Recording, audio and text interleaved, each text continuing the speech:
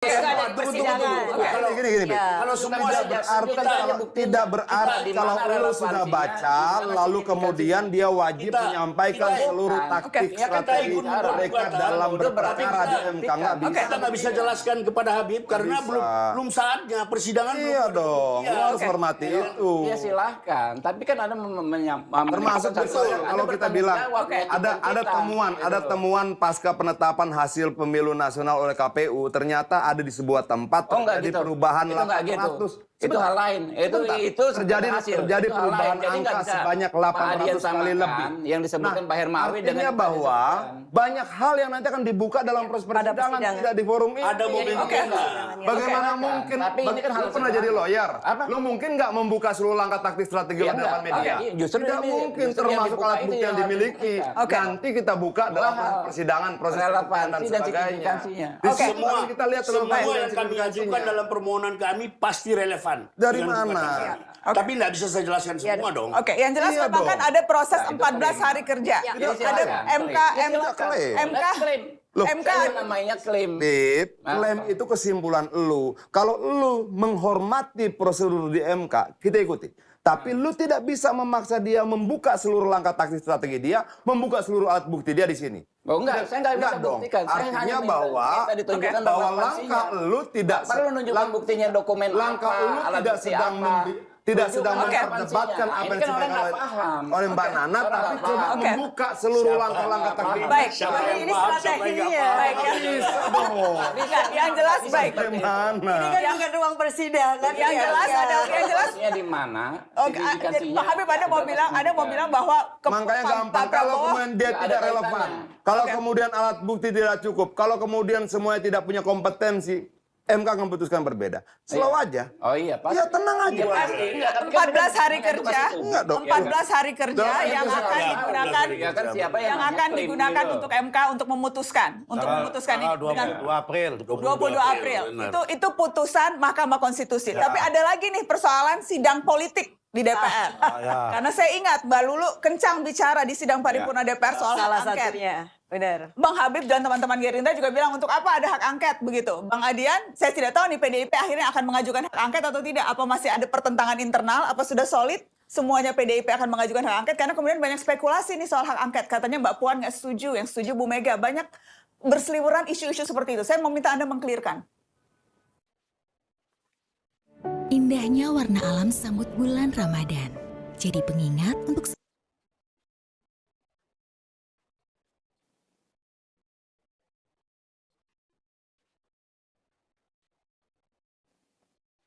16 tidak ada langkah kita mundur dari DPR. Karena saya ingat Mbak Lulu kencang bicara di sidang paripurna DPR soal hak angket. Benar. Bang Habib dan teman-teman Gerindra juga bilang untuk apa ada hak angket begitu. Bang Adian, saya tidak tahu nih PDIP akhirnya akan mengajukan hak angket atau tidak. Apa masih ada pertentangan internal? Apa sudah solid? Semuanya PDIP akan mengajukan hak angket karena kemudian banyak spekulasi nih soal hak angket. Katanya Mbak Puan nggak setuju, yang setuju Bu Mega. Banyak berseliweran isu-isu seperti itu. Saya mau minta Anda mengklirkan. Sampai sekarang jam berapa ya? Sampai jam 17.16 tidak ada langkah kita mundur dari hak angket. Tidak ada. Sampai jam sekian. Jadi kalau kata orang begini begitu, saya sampaikan tidak ada. Kita maju sampai jam 17.16 maju. Kita harus buktikan. Kenapa hitungannya per jam? Apakah memang ada upaya untuk mengembosi sampai kemudian saya harus... tidak bisa menjawab 1 menit, 2 menit ke depan. Tapi saya sampaikan sampai detik ini. Tidak ada keraguan kata mundur. Oke, tetapi begini. Kalau orang bilang, di mana sih tempat terbaik kita untuk belajar? Dari sejarah. Oke, Ibu Mega, kalau dia melihat seperti ini, dia tidak akan mundur. Pasti. Kita pernah belajar dari sejarah apa? Sejarah Pemilu 97, 29 Mei selesai. Oke, 99 pemilu diulang. 98 yang dipilih di dalam pemilu 97 tumbang. Mungkin nggak? Jawabannya sederhana, sejarah selalu berulang. Makanya orang bilang bahwa satu-satunya pelajaran besar yang diberikan sejarah pada manusia adalah manusia tidak pernah belajar dari sejarah. Karena dia terus terulang.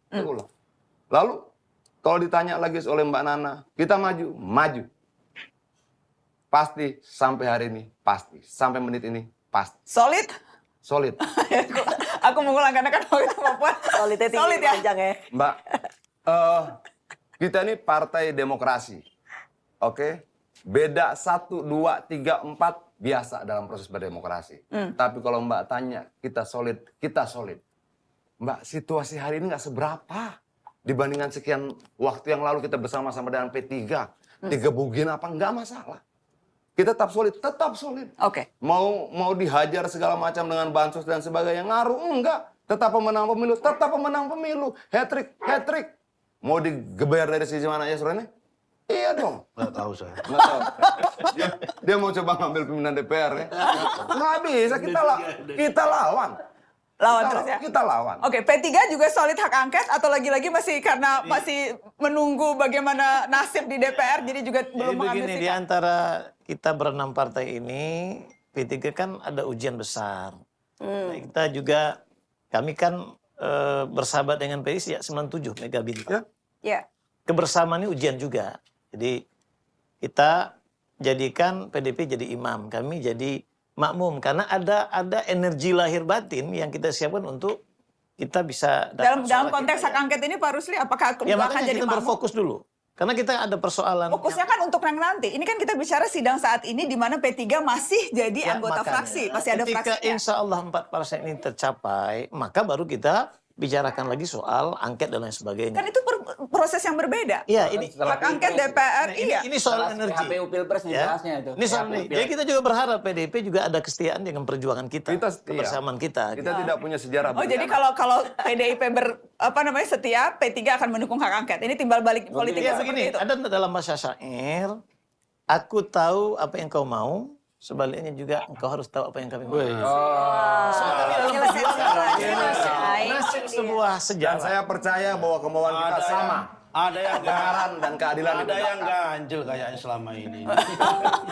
Kalau Nasdem bagaimana? Jadi begini. Gimana? Sejak hak angket digulirkan,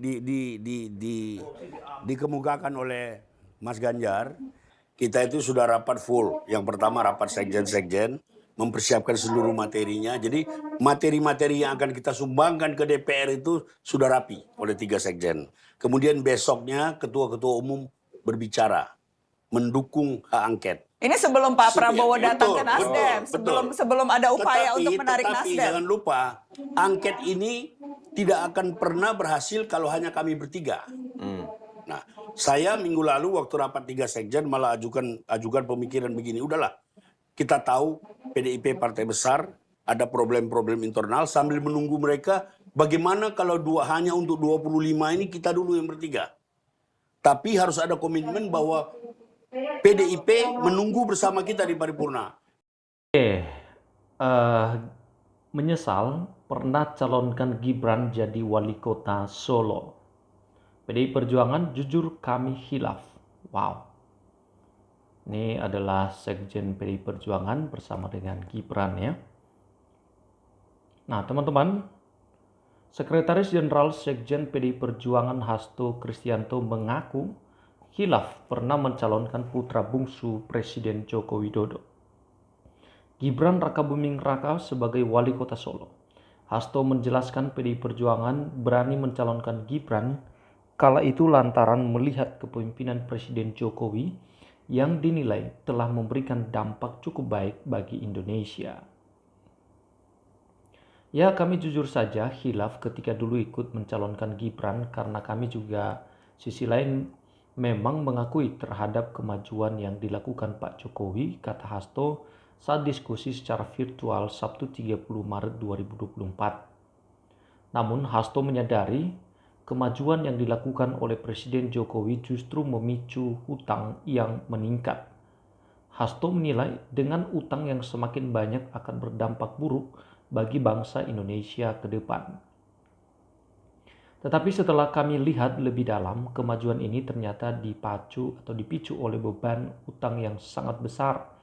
Utang kita, utang pemerintah itu hampir mencapai 196 miliar dolar Amerika Serikat. Ternyata utang swasta dan BUMN itu hampir mencapai 220 miliar dolar Amerika Serikat. Ketika ini digabung, maka ke depan kita bisa mengalami suatu persoalan yang sangat serius.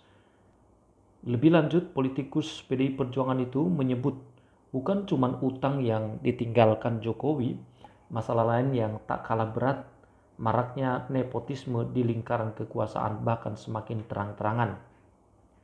Kita lihat nepotisme, itu kita lihat ternyata justru semakin telanjang di depan mata. Misalnya sekretaris Pak Jokowi, David, dicalonkan sebagai calon bupati di Boyolali, itu kan akan merebut basis dari PDI Perjuangan yang selama ini membesarkan dia. Sekjen PDI Perjuangan ungkap alasan Jokowi lakukan penyalahgunaan kekuasaan dan kecurangan. Hasto pun lantas mengungkapkan alasan Jokowi melakukan penyalahgunaan kekuasaan, abuse of power, bahkan kecurangan dari hulu ke hilir karena sadar terhadap kekuatan PDI Perjuangan. Kenapa Pak Jokowi pada akhirnya memutuskan langkah untuk melakukan kecurangan masif melalui abuse of power presiden dari hulu ke hilir? Karena kita melihat beliau kan tahu persis kondisi PDI Perjuangan, ungkap Hasto. Hasto juga menambahkan bahwa saat pencalonan Jokowi pun semua kader PDI Perjuangan ikut bergotong royong mengumpulkan dana. Kita ketika mencalonkan Pak Jokowi, berapa banyak anak ranting-ranting yang semuanya itu ikut bergotong royong, yang saya sebut Mas Prananda saja ketika Pak Jokowi menjadi calon gubernur bergotong royong 6,2 miliar ungkapnya. PDI Perjuangan, perilaku politik Jokowi ancaman bagi demokrasi. Sebelumnya, Sekjen PDI Perjuangan Hasto Kristianto menilai pemilu 2024 yang terjadi bukan karena faktor Jokowi efek. Menurutnya ada pula faktor bantuan sosial atau bansos hingga intimidasi efek yang diterapkan sedemikian rupa. Yang ada bukan Jokowi efek tapi adalah bansos efek, penggunaan aparatur negara, ya, dan intimidasi efek. Itu yang terjadi, kata Hasto di kantor PDI Perjuangan Jakarta Pusat 25 Maret 2024. Meski begitu, kata Hasto, PDI Perjuangan tetap mampu hat-trick atau menang 3 kali berturut-turut di pemilu legislatif pileg. Menurut dia, hal itu lantaran PDI Perjuangan melalui proses kelembagaan yang kuat. PDI Perjuangan kan dibangun sebagai kekuatan kolektif yang menyatu dengan rakyat, ujar dia.